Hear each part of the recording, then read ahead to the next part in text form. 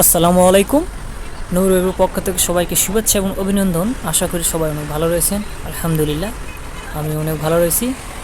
তো এত এত কাজ থাকার পরেও এই ধান কাটা, আলু লাগানো এগুলো অনেক ঝামেলার কাজ আর কি।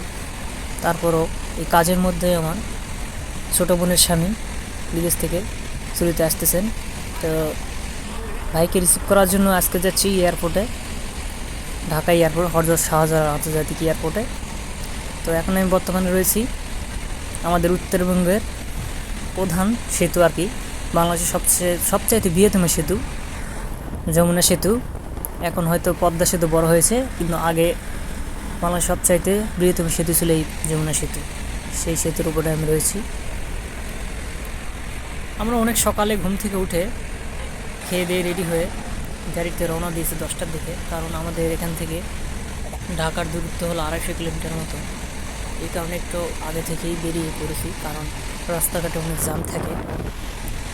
এই কারণে অনেক সময় লেট হয়ে যেতে পারে, কারণ ভাই যদি চলে আসে আমাদের আগে তাহলে আমাদেরকে খুঁজে পাবে না। এই কারণে একটু আগেই যাচ্ছি, কারণ 1 ঘন্টা আগে গেলে সমস্যা নেই, ওখানে গিয়ে দেরি করা লাগে।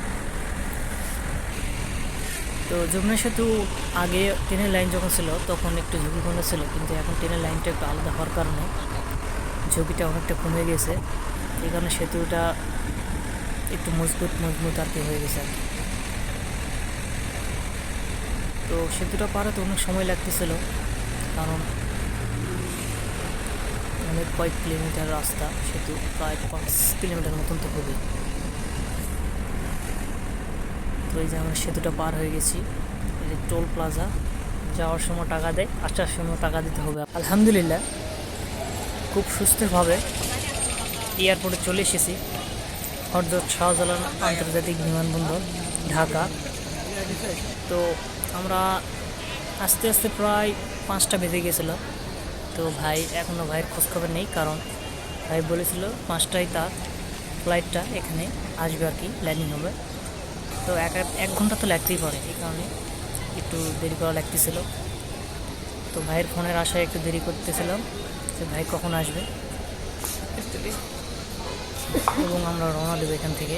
আমাদের যাইতে প্রায় রাত 2টা বেজে গেছিলো, কারণ অনেক দূরের রাস্তা, আর রাত তো গাড়ি বেশি জোরে চালানো সম্ভব হয় না, কারণ দিনে তো অনেক জোরে গাড়ি চালানো যায়, কিন্তু রাতেও বেশি জোরে গাড়ি চালানো সম্ভব না।